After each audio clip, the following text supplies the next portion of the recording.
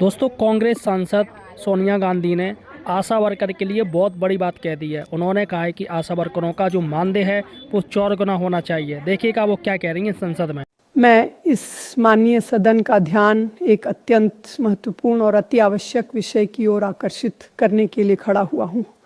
महत्वपूर्ण सरकारी कार्यक्रमों को लागू करने वाली महिला कर्मचारियों, आशा कार्यकर्ताओं, आंगनवाड़ी कार्यकर्ताओं और सहायिकाओं और राष्ट्रीय ग्रामीण आजीविका मिशन के तहत सामुदायिक संसाधन व्यक्तियों की लगातार परेशानी को।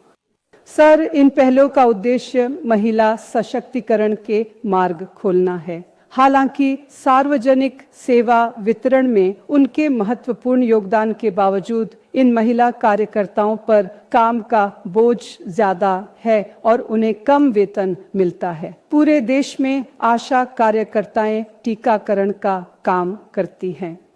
टीकाकरण, लामबंदी, मातृ स्वास्थ्य और परिवार कल्याण के बावजूद वे कम मानदेय और सीमित सामाजिक सुरक्षा वाले स्वयंसेवक ही बने रहते हैं।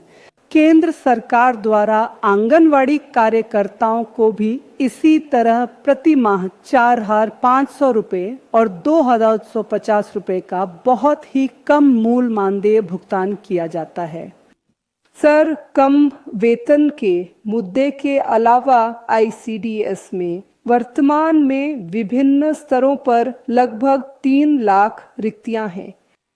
इन कमियों के कारण लाखों की संख्या में बच्चे और माताएं आवश्यक सेवाओं से वंचित रह जाते हैं।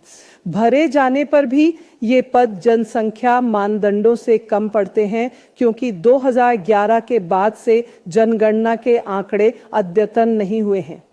महोदय, आपके माध्यम से मैं सरकार से आग्रह करता हूं कि वह राज्यों के साथ मिलकर काम करे और निम्नलिखित उपायों को प्राथमिकता दे। पहला, सभी मौजूदा रिक्तियों को भरना। दूसरा, सभी श्रमिकों को समय पर पारिश्रमिक देना। तीसरा, संघ को दोगुना करना। केंद्र सरकार का इन फ्रंटलाइन कार्यकर्ताओं के वेतन में योगदान। चौथा, 2,500 से अधिक आबादी वाले गांवों में एक और आशा कार्यकर्ता की नियुक्ति। पांचवा, आंगनवाड़ी कार्यकर्ताओं की संख्या को दोगुना करना ताकि मौजूदा पोषण और स्वास्थ्य पहलों के अतिरिक्त प्रारंभिक बचपन की शिक्षा भी सुनिश्चित की जा सके। सर, मैं जोर देना चाहता हूं कि इस कार्यबल को मजबूत करना, बढ़ाना और सहयोग देना भारत के भविष्य में एक निवेश है।